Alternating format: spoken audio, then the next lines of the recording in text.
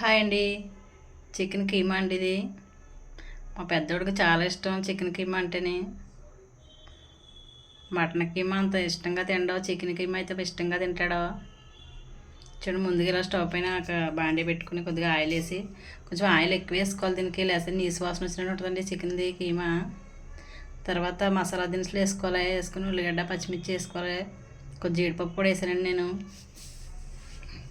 తర్వాత అల్లం వెల్లుల్లి పేస్ట్ వేసి పచ్చివాసన పోయే వరకు వేయించుకోవాలి. ఆ తర్వాత మనం చికెన్ కీమా వేసేసుకోవచ్చండి. వేసాక కొద్దిగా బాగా వేయించుకోవాలి. తర్వాత ఒక చిన్న టమాటా కూడా వేసాను. టమాటా వేసుకుంటే పులుపు బాగుంటుంది ఇది. నేనైతే ఫస్ట్లో మటన్ కీమా ఎక్కువ చేసుకునే వాళ్ళం మేము ఊళ్ళోని.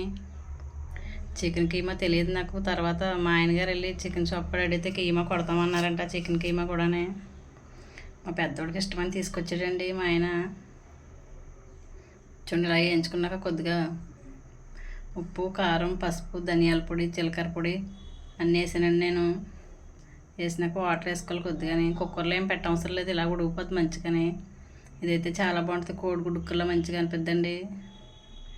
లాస్ట్లో కొద్దిగా గరం మసాలా వేసుకోవాలి. ఇది చల్లారే కన్నా వేడివేడిగా తింటేనే బాగుంటుంది. తర్వాత కొత్తిమీర కూడా వేసుకోవాలి. చికెన్ కీమా మీలో ఎంతమంది చేస్తే కామెంట్ చేయండి. చూడండి ఎంత సూపర్ ఉంది, రైస్లోకి చాలా బాగుంటుంది ఇది, రోటీలోకి.